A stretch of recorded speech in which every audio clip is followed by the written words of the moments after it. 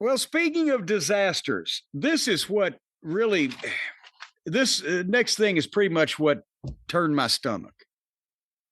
Edge versus Stokely Carmichael. Hathaway. And they, huh? Hathaway. Stokely Hathaway, I'm sorry.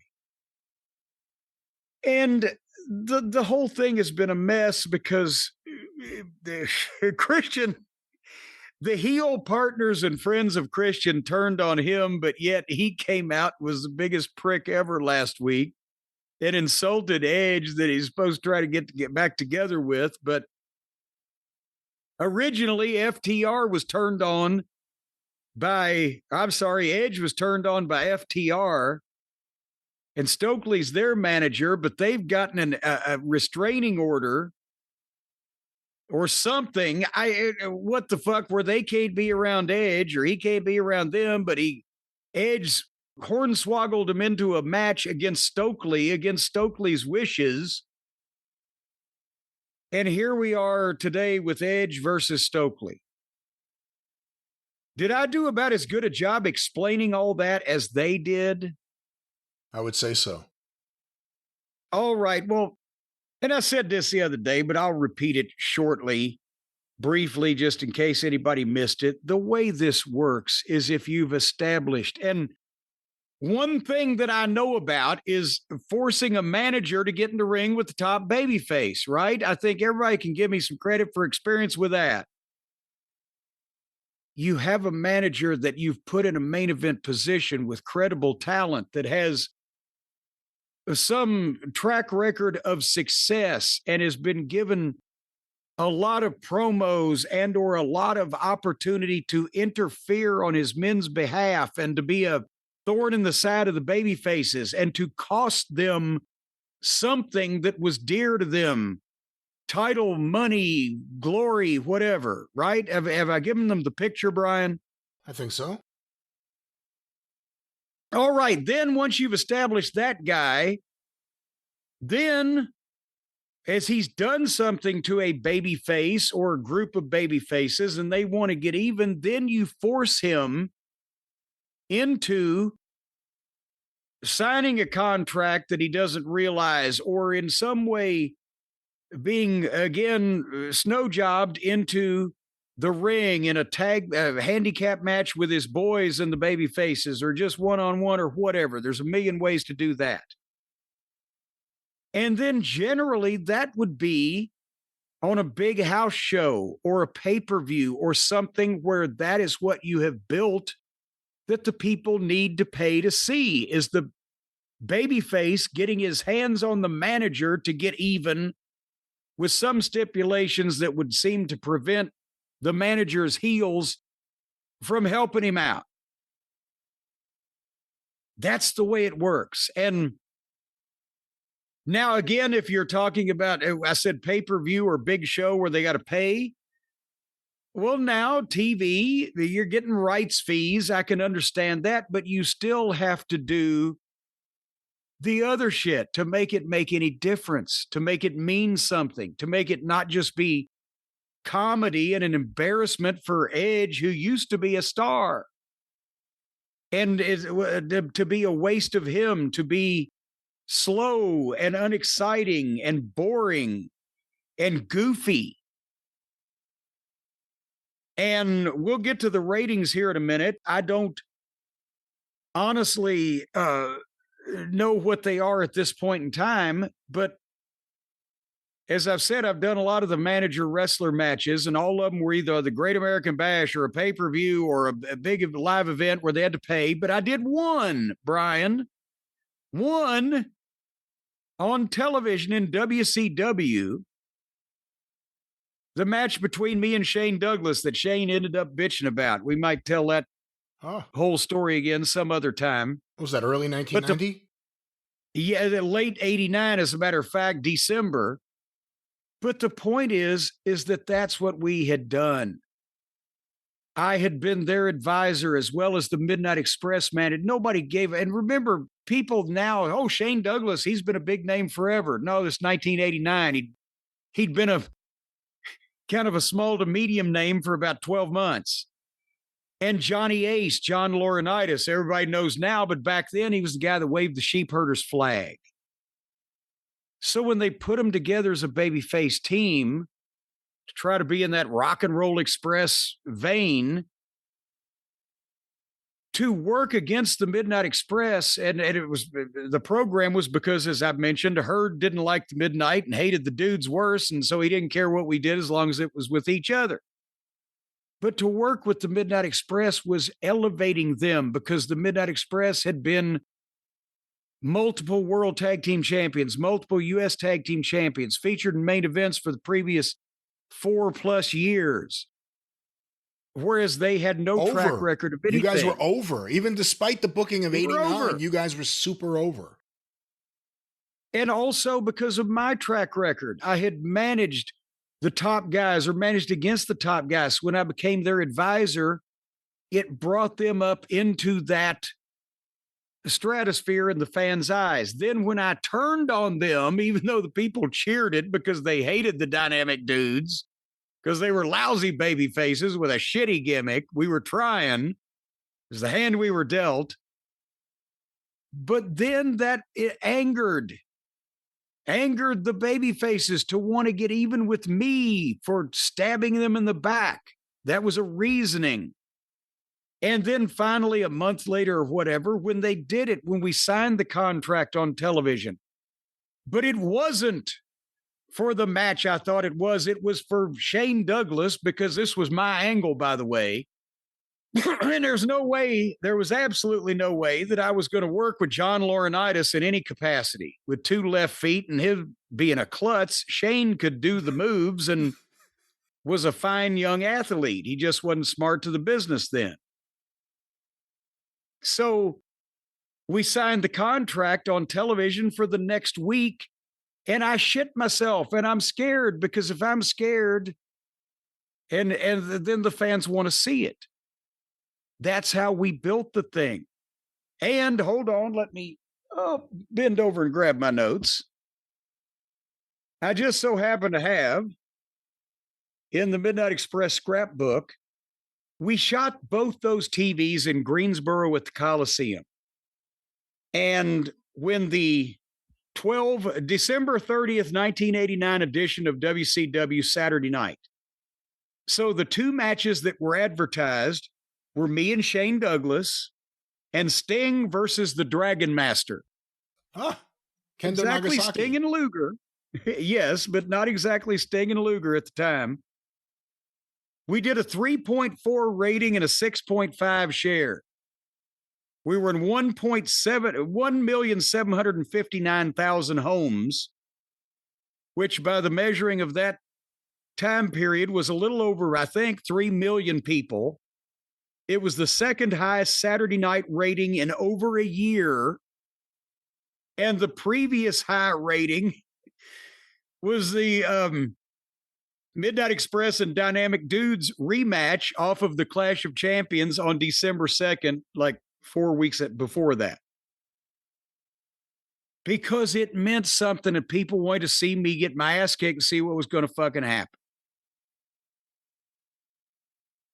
And, otherwise, this was just a fucking clown show. I'll tell the story later on. That was also the start of the heat between Shane Douglas and Ric Flair, that Shane waged that one-sided 20-year program about after that, because he couldn't get over it. Do you think these fans are invested in seeing Stokely get beat up?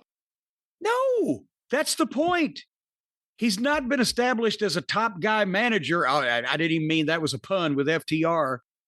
As a manager of top talent, because they haven't been on top since he's been with them. And he ain't been with them that long. And he ain't been with anybody else that ever gave a shit or mattered a shit. And he's never accomplished anything by basically coming out and screwing a fucking main event babyface out of a championship or a pay-per-view main event. And he's never been allowed to go out and cut promos, meaningful promos. He can talk. See, that's the thing, the talent now in the locker room and the creative teams. They think because the guy can talk and he's glib, that means he can talk. He can talk entertainingly, but he ain't got anything to talk about.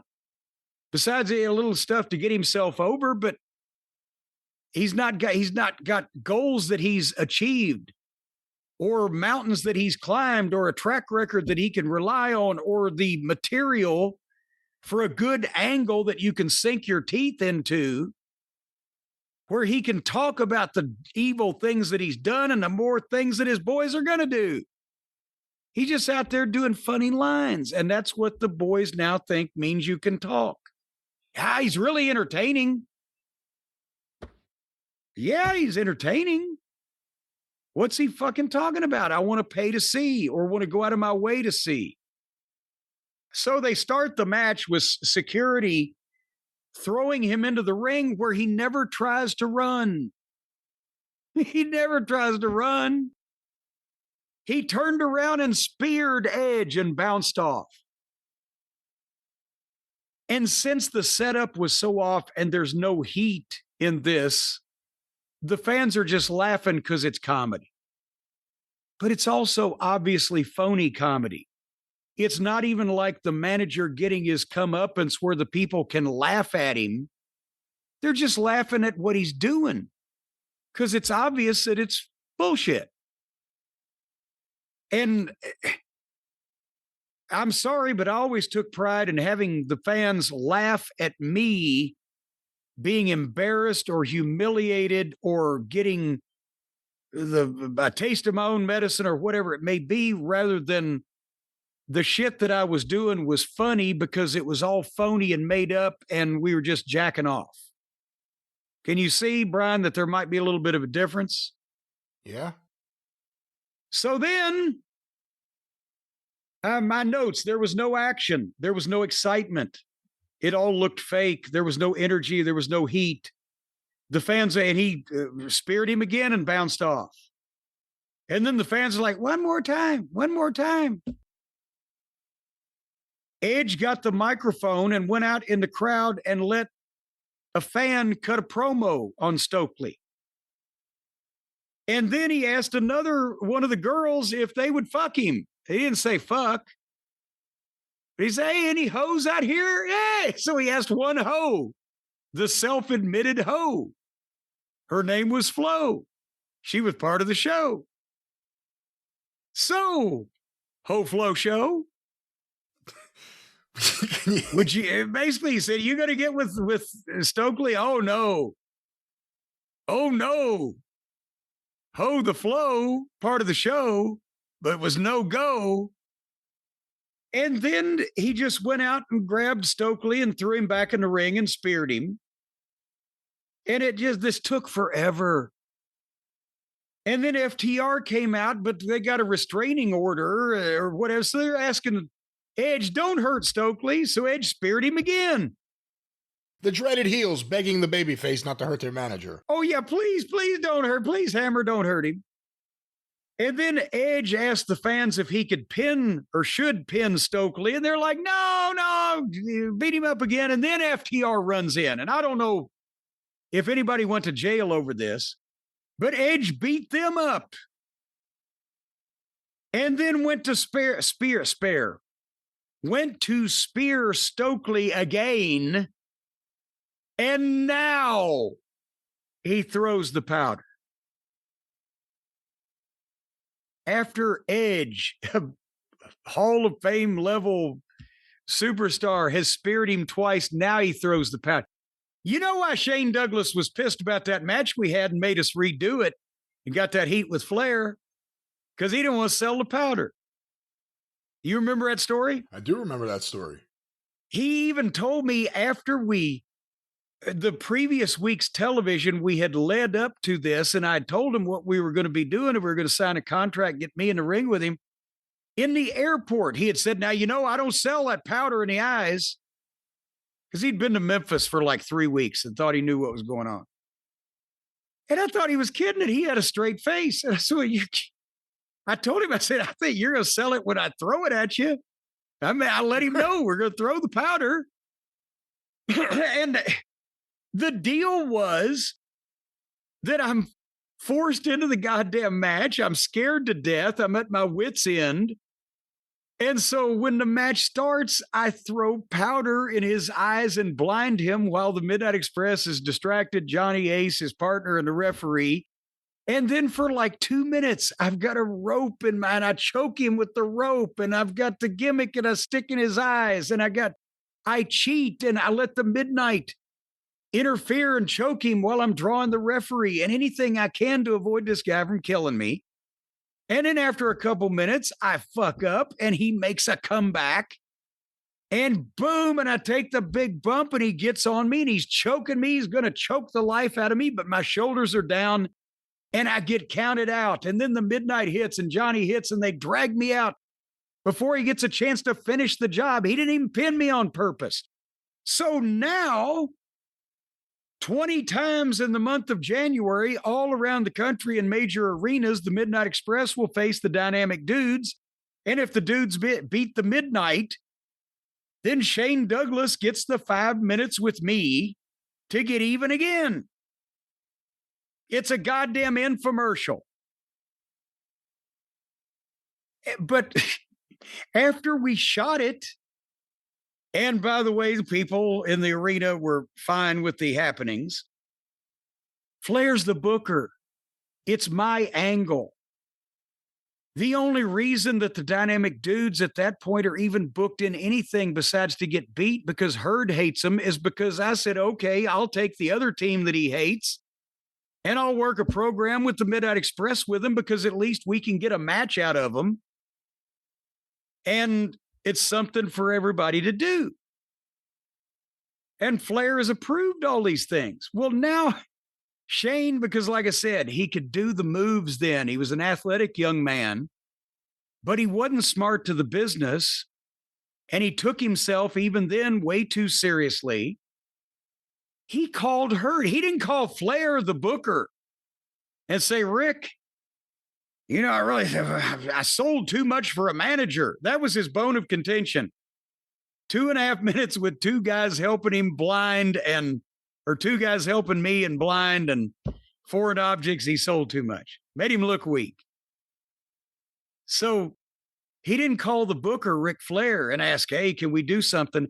He called Jim Herd over Flair's head. And of course, Herd couldn't stand me, couldn't stand Midnight, and didn't like Shane and Johnny. But if it's some way to overrule Flair, sure, do it again, reshoot it. So we got the word that now we're going to have to reshoot this deal because Shane called Jim Herd. So Flair immediately said, who the fuck is this guy? Fuck this fucking guy. We inherited this goddamn, the most unpopular babyface tag team in history from the booking committee after George Scott because JR said, well, we ain't doing anything with these two guys and they're blonde and they can smile. And he saw somebody skateboarding on TV and said, hey, the dudes skateboard. Johnny couldn't even fucking ride the skateboard. He had to carry it. So Flair said, fuck these guys. Okay. So what we did was at the next TV before the thing aired, we retaped it where I came out with a doctor's note, my arm in a sling. Stan Lane had a single match with Shane and we did some kind of fucking finish.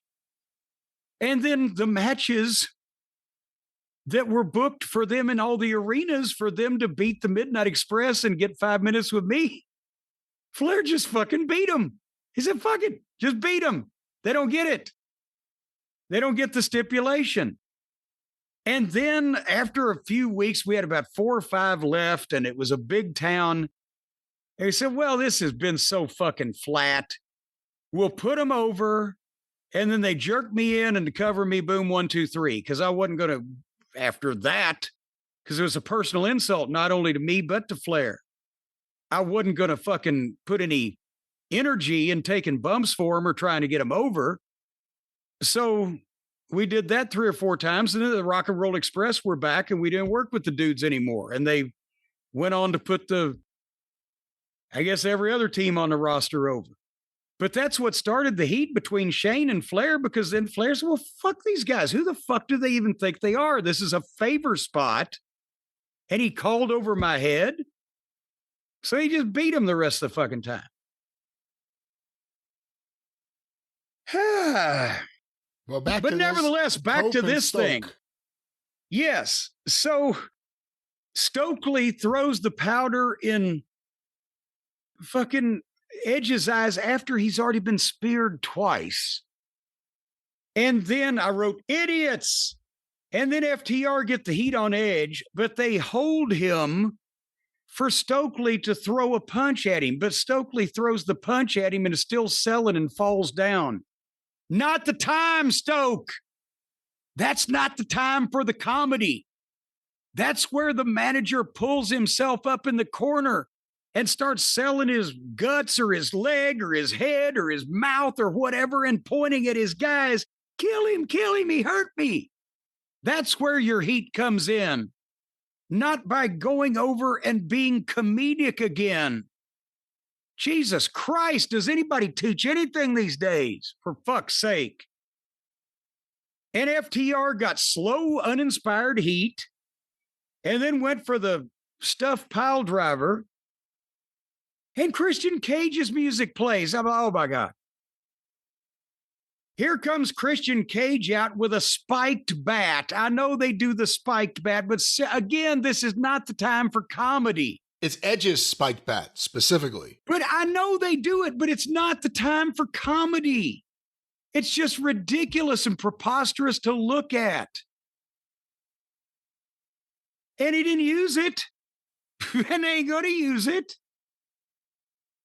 But that's the thing. This is the Edge and Christian reunion after Edge had a 5-minute comedy segment with a manager that is not over and is then being half-ass beaten up by not the fucking people that, oh, Jesus Christ. And then he comes out with a spiked bat. But Nick Plain comes out and swings a chair at Christian. So Christian hits the chair with the bat and Nick bails, but Pip Sabian shows up, but Edge spears him. And then the heels all leave and Edge and Christian do the bump back spot and turn around like, oh my God. And 500 people in the fucking Brady Music Center are chanting, hug it out. So they did. These guys were two of the biggest stars in the business at one time. And they haven't been together in 11 years or whatever they said it was, however many years. And this is the way they put them back together. Or this is the way they allowed themselves to put themselves back together. And this is not having a booker. Is the team FTR or is the team Pip and Nick? It better not be Pip and Nick, because Edge and Christian against Pip and Nick would be like fucking Dumbo and goddamn Godzilla against two mosquitoes. I believe that is the match coming up. Them against Pip and Nick Wayne. But I mean, the match is that to set up Edge and Christian for FTR? One would hope so. It has to be. It has to be. If not, but I mean, it has to be. But after all of this, why do we want to see Edge and Christian against FTR? No, we don't want to see any of it. That's the biggest problem with the booking, is that they do these things, they're poorly thought out. Again, the Hardys are in TNA, they're about to do something with the Dudleys who are reuniting. Somehow Edge and Christian reuniting on national TV proper means less than all of that. This has been the whole Edge and Christian feud. When he got to AEW, that was done poorly. Why'd you think they would do this right?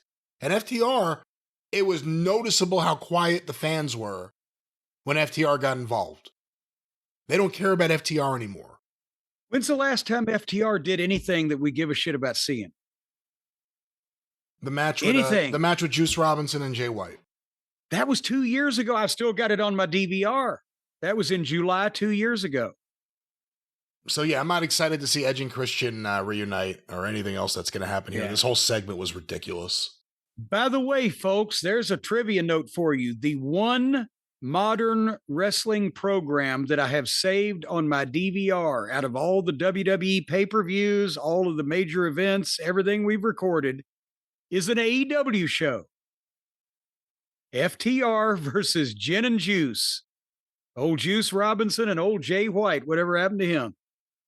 And that's because it was so far and away the not only the greatest, but the only great, what I would call great tag team match that I've seen in the past 10 or 15 years, and it was on an AEW show.